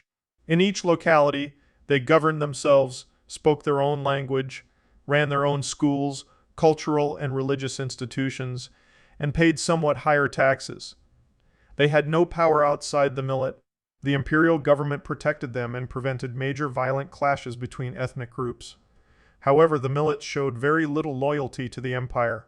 Ethnic nationalism, based on distinctive religion and language, provided a centripetal force that eventually destroyed the Ottoman Empire. In addition, Muslim ethnic groups, which were not part of the millet system, especially the Arabs and the Kurds, were outside the Turkish culture and developed their own separate nationalism. The British sponsored Arab nationalism in the First World War, promising an independent Arab state in return for Arab support. Most Arabs supported the Sultan, but those near Mecca believed in and supported the British promise. At the local level, power was held beyond the control of the Sultan by the Ayans or local notables. The Ayan collected taxes, formed local armies to compete with other notables, took a reactionary attitude toward political or economic change, and often defied policies handed down by the Sultan. The economic system made little progress. Printing was forbidden until the 18th century for fear of defiling the secret documents of Islam. The millets, however, were allowed their own presses using Greek, Hebrew, Armenian, and other languages that greatly facilitated nationalism. The religious prohibition on charging interest foreclosed most of the entrepreneurial skills among Muslims, although it did flourish among the Jews and Christians. After the 18th century, the Ottoman Empire was clearly shrinking as Russia put on heavy pressure and expanded to its south. Egypt became effectively independent in 1805, and the British later took it over, along with Cyprus. Greece became independent, and Serbia and other Balkan areas became highly restive as the force of nationalism pushed against imperialism. The French took over Algeria and Tunisia. The Europeans all thought that the empire was a sick man in rapid decline. Only the Germans seemed helpful, and their support led to the Ottoman Empire joining the Central Powers in 1915, with the result that they came out as one of the heaviest losers of the First World War in 1918. The Ottomans absorbed some of the traditions, art, and institutions of cultures in the regions they conquered and added new dimensions to them. Numerous traditions and cultural traits of previous empires in fields such as architecture, cuisine, music, leisure, and government were adopted by the Ottoman Turks, who developed them into new forms, resulting in a new and distinctively Ottoman cultural identity. Although the predominant literary language of the Ottoman Empire was Turkish, Persian was the preferred vehicle for the projection of an imperial image. Slavery was a part of Ottoman society, with most slaves employed as domestic servants. Agricultural slavery, such as that which was widespread in the Americas, was relatively rare. Unlike systems of chattel slavery, slaves under Islamic law were not regarded as movable property, and the children of female slaves were born legally free. Female slaves were still sold in the empire as late as 1908. During the 19th century, the empire came under pressure from Western European countries to outlaw the practice. Policies developed by various sultans throughout the 19th century attempted to curtail the Ottoman slave trade, but slavery had centuries of religious backing and sanction, and so slavery was never abolished and the empire plague remained a major scourge in Ottoman society until the second quarter of the 19th century. Between 1701 and 1750, 37 larger and smaller plague epidemics were recorded in Istanbul, and 31 between 1751 and 1801. Ottomans adopted Persian bureaucratic traditions and culture. The sultans also made an important contribution in the development of Persian literature. As late as the 16th century, language was not deemed a clear factor for showcasing identity and group affiliation amongst the rulers of the Ottoman Empire. Safavid Iran and Abul Kharid Shibanids of Central Asia. Hence, the ruling classes of all three polities were easily bilingual in varieties of Persian and Turkic. It was only towards the end of the 16th century, in its final quarter, that a new rigidity was formed within the Ottoman and Safavid realms that favored Ottoman Turkish and Persian, respectively. In the Ottoman Empire, each millet established a schooling system serving its members. Education, therefore, was largely divided on ethnic and religious lines. Few non-Muslims attended schools for Muslim students and vice versa. Most institutions that did serve all ethnic and religious groups taught in French or other languages. Several foreign schools, Furler Mektableri, operated by religious clergy, primarily served Christians, although some Muslim students attended. Garnett described the schools for Christians and Jews as organized upon European models, with voluntary contributions supporting their operation and most of them being well attended and with a high standard of education. The two primary streams of Ottoman written literature are poetry and prose. Poetry was by far the dominant stream. Until the 19th century, Ottoman prose did not contain any examples of fiction. There were no counterparts to, for instance, the European romance, short story, or novel. Analog genres did exist, though, in both Turkish folk literature and in divan poetry. Ottoman divan poetry was a highly ritualized and symbolic art form. From the Persian poetry that largely inspired it, it inherited a wealth of symbols whose meanings and interrelationships, both of similitude, Murat Nazir Murat, I Nazir Murat, I Nazir Tinsbi Tinsub, and opposition, D Tizad, were more or less prescribed. Divan poetry was composed through the constant juxtaposition of many such images within a strict metrical framework, thus allowing numerous potential meanings to emerge. The vast majority of divan poetry was lyric in nature, either ghazals, which make up the greatest part of the repertoire of the tradition, or qasides.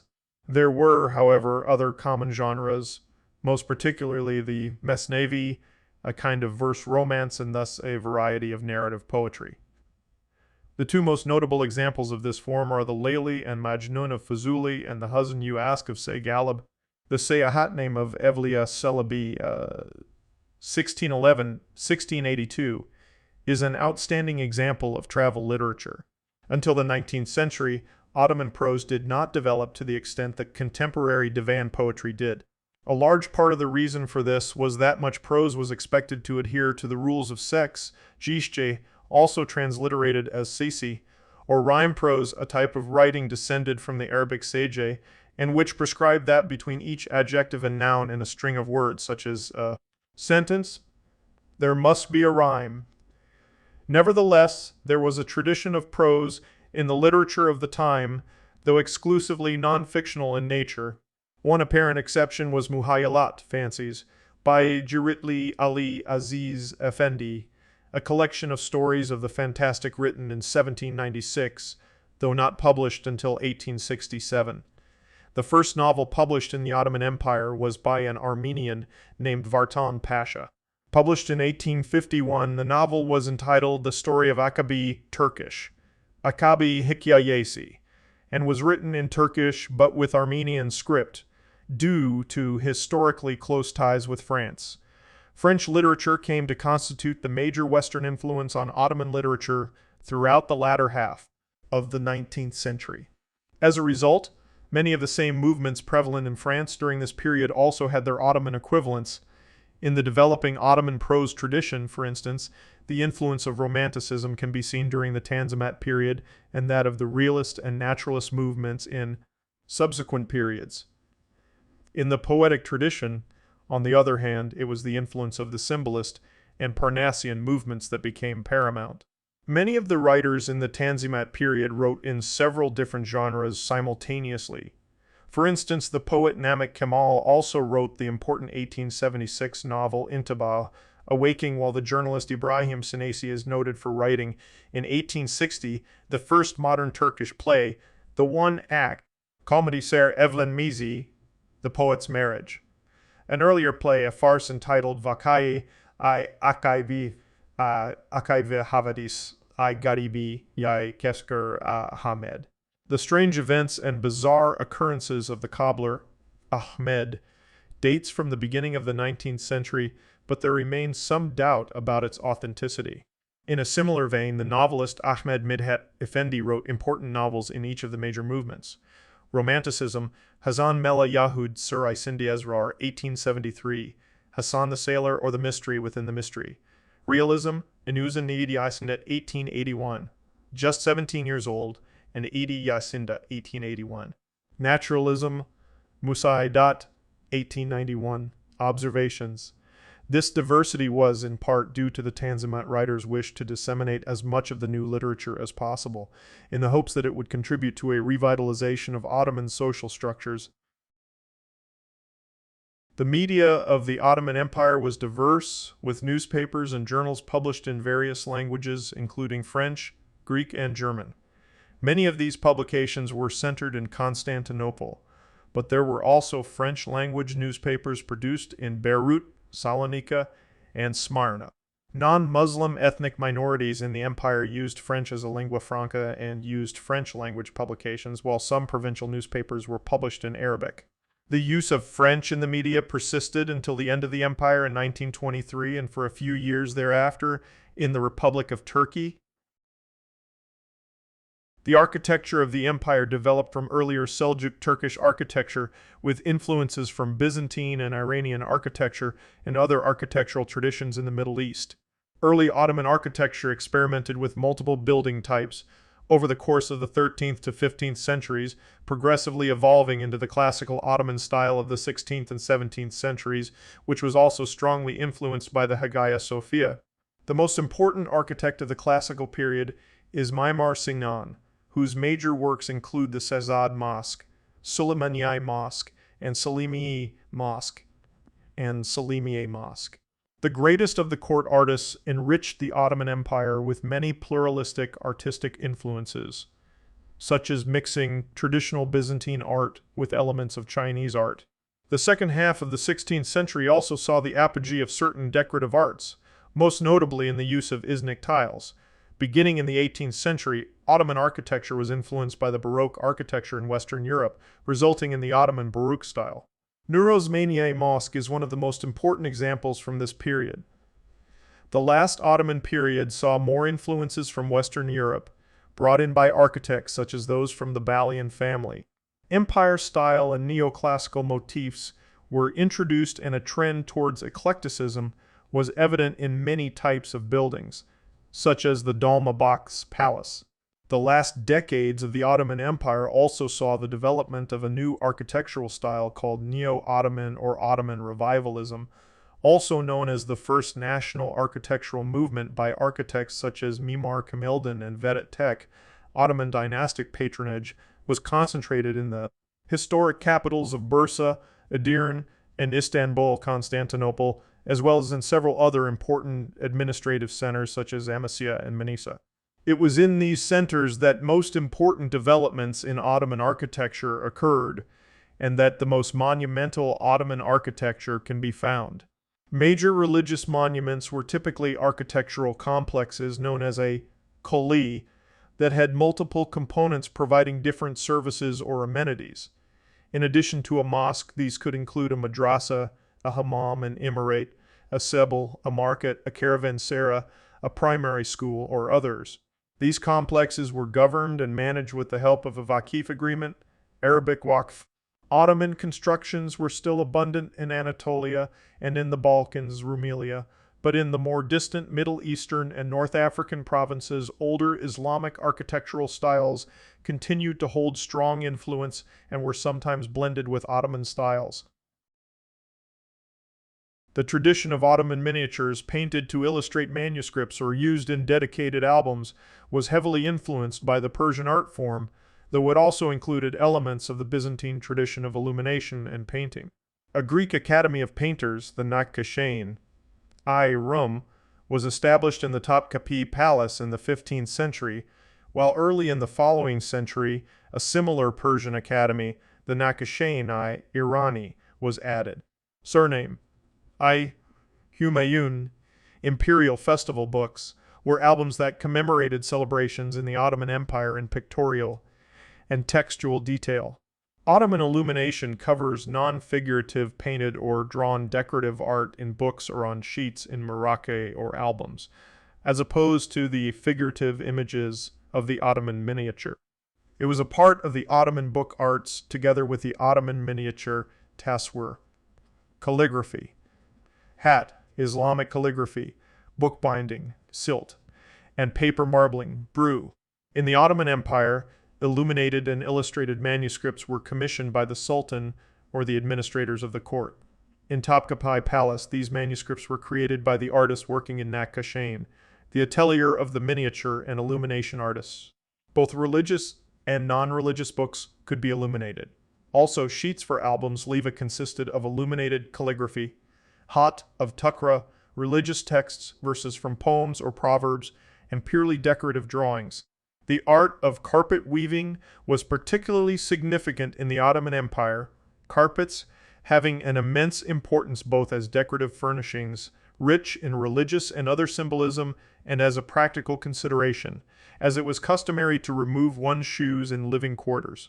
The weaving of such carpets originated in the nomadic cultures of Central Asia, carpets being an easily transportable form of furnishing, and eventually spread to the settled societies of Anatolia. Turks used carpets, rugs, and kilims not just on the floors of a room, but also as a hanging on walls and doorways, where they provided additional insulation. They were also commonly donated to mosques, which often amassed large collections of them. Ottoman classical music was an important part of the education of the Ottoman elite. A number of the Ottoman sultans have accomplished musicians and composers themselves, such as Selim III, whose compositions are often still performed today. Ottoman classical music arose largely from a confluence of Byzantine music, Armenian music, Arabic music, and Persian music. Compositionally, it is organized around rhythmic units called usul, which are somewhat similar to meter in Western music, and melodic units called makam, which bear some resemblance to Western musical modes. The instruments used are a mixture of Anatolian and Central Asian instruments, the saz, the baglama, the kemence, other Middle Eastern instruments, the oud, the tambour, the kanun, the ney, and aider in the tradition, Western instruments, the violin and the piano. Because of a geographic and cultural divide between the capital and other areas, two broadly distinct styles of music arose in the Ottoman Empire: Ottoman classical music and folk music, and folk music, and folk music. In the provinces, several different kinds of folk music were created. The most dominant regions with their distinguished musical styles are Balkan, Thracian Turkish, Northeastern, Laz, Turkish, Aegean Turkish, Central Anatolian Turkish, Eastern Anatolian Turkish, and Caucasian Turkish, Some of the distinctive styles were Janissary music, Roma music, belly dance, Turkish folk music. The traditional shadow play called karagaz and hasavat was widespread throughout the Ottoman Empire and featured characters representing all of the major ethnic and social groups in that culture. It was performed by a single puppet master who voiced all of the characters and accompanied by tambourine def. Its origins are obscure, deriving perhaps from an older Egyptian tradition or possibly from an Asian source. Ottoman cuisine is the cuisine of the capital, Constantinople, Istanbul, and the regional capital cities, where the melting pot of cultures created a common cuisine that most of the population, regardless of ethnicity, shared. This diverse cuisine was honed in the imperial palace's kitchens by chefs brought from certain parts of the empire to create and experiment with different ingredients. The creations of the Ottoman palace's kitchens filtered to the population, for instance through Ramadan events and through the cooking at the yalis of the pashas, and from there on spread to the rest of the population. Much of the cuisine of former Ottoman territories today is descended from a shared Ottoman cuisine, especially Turkish, and including Greek, Balkan, Armenian, and Middle Eastern cuisines. Many common dishes in the region, descendants of the once common Ottoman cuisine, include yogurt, doner, kebab, gyro, shawarma, kasaktiki, ayran, pita bread, feta cheese, baklava, lamakun, moussaka, yuvarlak, kon moussaka, yuvarlak, kokta kofta, borika briki, reiki siep prox, dikiaudia, mezi dama, sarma, rice, pilaf, Turkish coffee, sucuk, kashkek, keskek, manti, lavash, kanafe, and more. The main sports Ottomans were engaged in were Turkish wrestling, hunting, Turkish archery, horseback riding, equestrian javelin throw, arm wrestling, and swimming. European model sports clubs were formed with the spreading popularity of football matches in 19th century Constantinople. The leading clubs, according to Timeline, were Besiktas Gymnastics Club 1903, Galatasaray Sports Club 1905, Fenerbahce Sports Club 1907, M. Karagükük, formerly Turan Sanat Karaguks 1910, in Constantinople. Football clubs were formed in other provinces too, such as Karşıyaka Sports Club 1912, Altay Sports Club 1914, and Turkish Fatherland Football Club, later Ulkaspor 1914 of Izmir. Over the course of Ottoman history, the Ottomans managed to build a large collection of libraries complete with translations of books from other cultures, as well as original manuscripts. A great part of this desire for local and foreign manuscripts arose in the 15th century. Sultan Mehmet II ordered Georgios Amorotzes, a Greek scholar from Trabzon, to translate and make available to Ottoman educational institutions the geography book of Ptolemy. Another example is Ali Kushji, an astronomer, mathematician, and physicist originally from Samarkand, who became a professor in 2 madrasas and influenced Ottoman circles as a result of his writings and the activities of his students, even though he only spent 2 or 3 years in Constantinople before his death. Taqi al-Din built the Constantinople Observatory of Taqi al-Din in 1577, where he carried out observations until 1580. He calculated the eccentricity of the sun's orbit and the annual motion of the apogee. However, the observatory's primary purpose was almost certainly astrological rather than astronomical, leading to its destruction in 1580 due to the rise of a clerical faction that opposed its use for that purpose. He also experimented with steam power in Ottoman Egypt in 1551 when he described a steam jack driven by a rudimentary steam turbine. In 1660, the Ottoman scholar Ibrahim Effendi al-Zigetvari Tezkiresi translated Noel Duray's French astronomical work, written in 1637 into Arabic. Serafettin Sabunkogul was the author of the first surgical atlas and the last major medical encyclopedia from the Islamic world. Though his work was largely based on Abu al-Qasim al-Zahrawi's al-Tasrif, Sabunkoglu introduced many innovations of his own. Female surgeons were also illustrated for the first time. Since the Ottoman Empire is credited with the invention of several surgical instruments in use such as forceps, catheters, scalpels, and lancets, as well as pincers.